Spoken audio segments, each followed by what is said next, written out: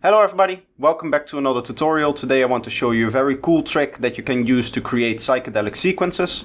Now this is going to be a kind of two-step tutorial. We're mainly going to focus on making the wavetables for the synths that we're going to make, because making the wavetables in the right way is going to easily allow us to make many different cool synths out of that with just a few simple effects. So let's dive right in. So here I have the project. As you can see, this is a project in which I have been making a lot of different wavetables. There's a bunch more over here that I've imported and a whole bunch that I've deleted.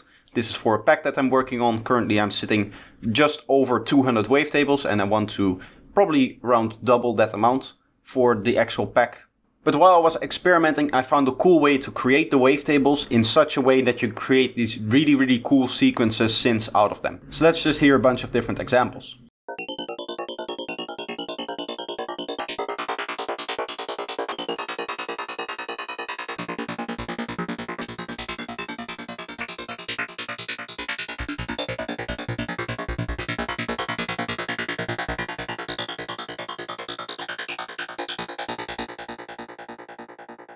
Hey guys, I quickly wanted to say that my second masterclass is out now on my Gumroad.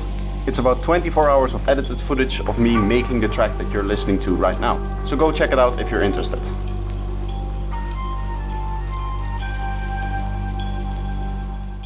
So as you can hear, all of the wavetables create very complex sounding sequences.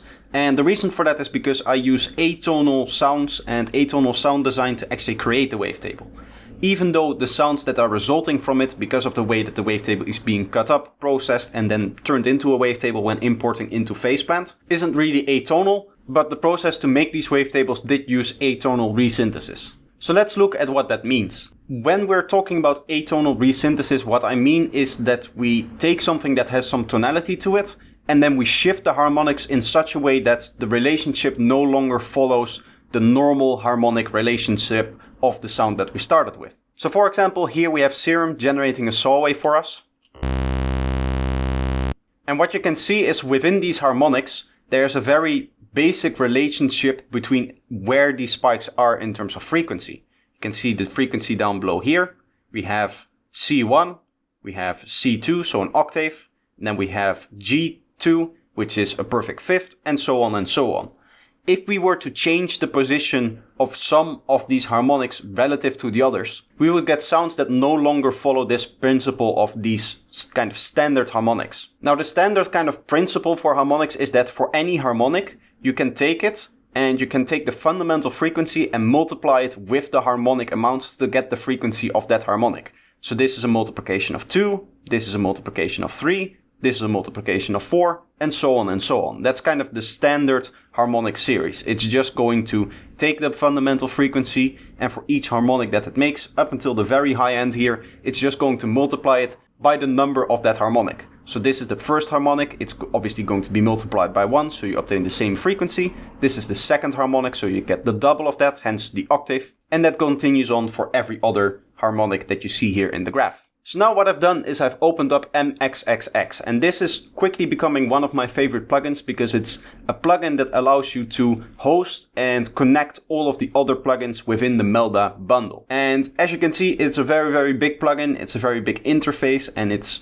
fairly complex. It can become a lot more complex if you really wanted to. But what we're in essence doing here is we're using MXXX to host MTransformer. Now I've featured MTransformer on my channel a long time ago as well to make atonal sounds, and the principle is the same in the sense that we are remapping some frequencies to different frequencies.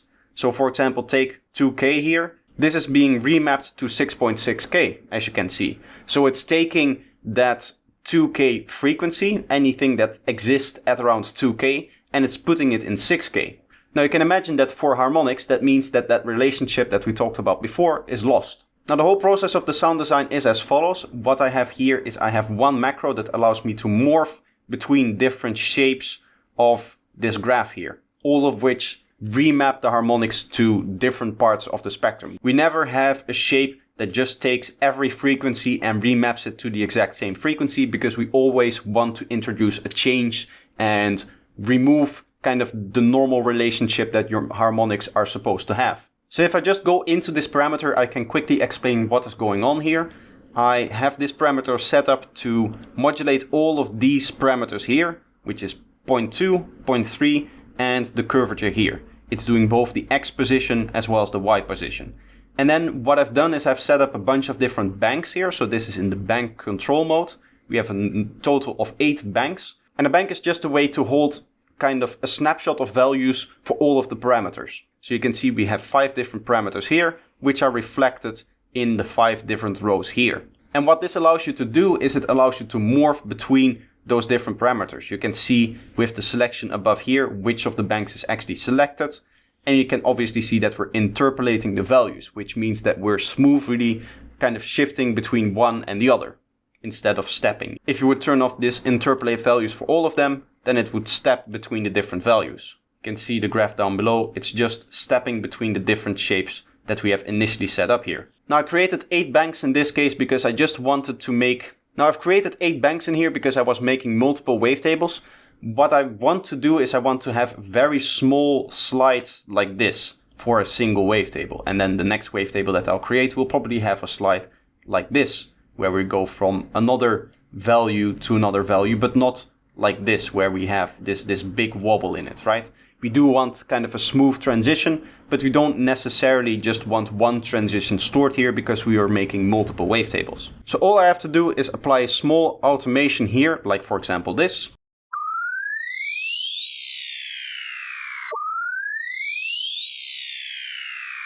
And that's creating our atonal kind of sound. You can see there's no relationship between the harmonics. They're all moving in different directions. And that's kind of the cool sound that we're creating here. So now what I can do is I can record this. I have recording here. I hit Ctrl J to consolidate it into a new file. I go up here and make sure that it's at 0 dB. And now I can go in here, hit crop clips. This is a trick that Dada Psy showed me, and it's very, very cool because it allows you to immediately import it into a synth. If you don't do that, then Ableton will still have the file open and it won't actually allow it to be opened by plugins or other programs. Then hitting crop clip allows you to go around that. It allows other programs and individual plugins to actually open up files and read the files. So from there, I go into the patch which I use to actually import this, and we can just open up the Wavetable editor here and just drag it in like this. Now there's a few different import methods that we can use. In order to do that, we need to test it. So I'm going to just play this.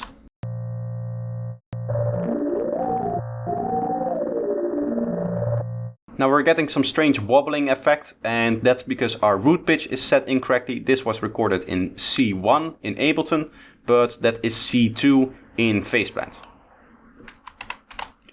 So I press C2.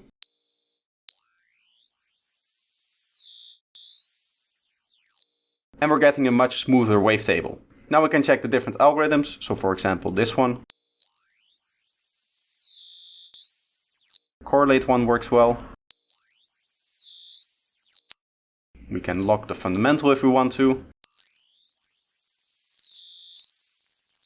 This one doesn't seem to work that well. It's not as smooth and you can see the wavetable changing a lot. And the lock all will just lock all of the frequencies in place in terms of the phase.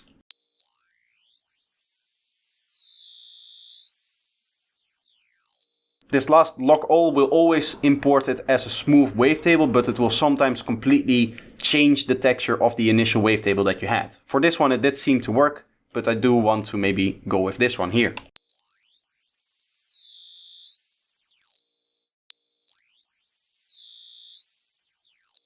Actually this option is a little bit smoother, if I'm honest. So I'm going to go with lock all, even though it's a little bit more destructive. Next up, I can go in here and I can hit normalize frame peaks, which is going to take each individual frame and normalize it.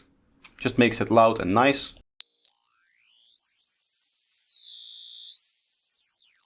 And now I can save it as a wavetable. So now to turn this wavetable into a synth sound, all we have to do is turn on the random, and we can assign this to the frame here. I can now hit delay, and I have on this specific track here, I have an arpeggiator down below here, which is just going to trigger 16 notes, which means that for every 16 note we're going to get a random value, and that's going to change the wavetable position of our wavetable.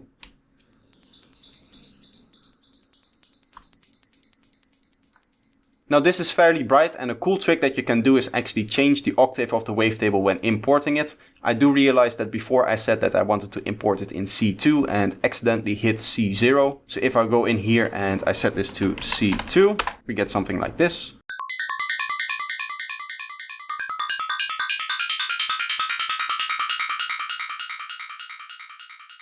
And the cool thing about this technique is that you can easily get new wavetables. You can just move this down below, and I can slightly move this automation around because we set up the multiple banks before, and then we can record our new wavetable, and it will get a different tone and a different sound to it.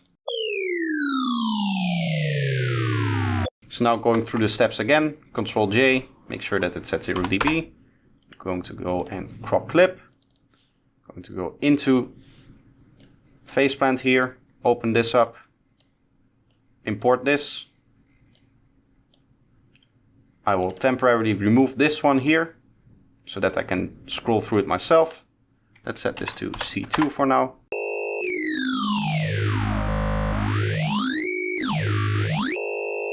I like how that sounds. Maybe let's try this one. That doesn't seem to work. That also doesn't seem to work, so we're going to go with the lock all version.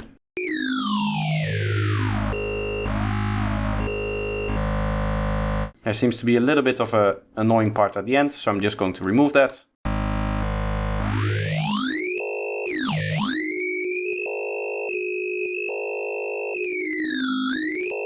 Same at the beginning. And now we have a smooth wavetable. Normalize, save, Atonal 16, and you can see I have a new wavetable created in a couple of minutes. Now say that you have done this a couple of times and you're starting to notice that they all sound the same. What you can go and do is you can go back in here and you can obviously go into your banks and you can reset all of these values or randomize them. You can randomize them by individually clicking these randomization buttons here.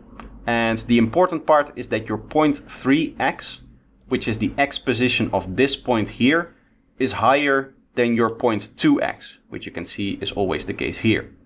What that means is that these points aren't going to be on the same line touching each other, because this point cannot actually move further right than this other point. You cannot have it move further than it is, because then the graph would be invalid. So this is a cool way that I create wavetables that allow me to create tons and tons of cool sequences and synths. Obviously the wavetable is usually just the starting point in the sound design, but you can already hear that we're getting a bunch of rich different textures from that. And just sitting down for an afternoon playing with this kind of stuff, creating a whole bunch of different wavetables, is a surefire way to make sure that in the future, when I actually need to be inspired and quickly lay down a sequence, I have something that I can pull up quickly, put into the track, and then continue on with the creative process. Whenever I'm actually producing, I don't want to be in the position where I need to make a whole wavetable for me to create a sound. I quickly want to lay out a sound so that I can continuously use my inspiration and my creativity to come up with new ideas and new sounds without having to spend it all working on a single sound. So that's why I wanted to show this technique. I hope you enjoyed the video. If you did, let me know by leaving a like. If you're new here and you want to see more of my channel, then make sure that you're subscribed. You can also turn on the bell notifications if you want to be notified by YouTube whenever I upload something. But this is going to be the video for today. I hope you enjoyed and I hope to see you in the next one.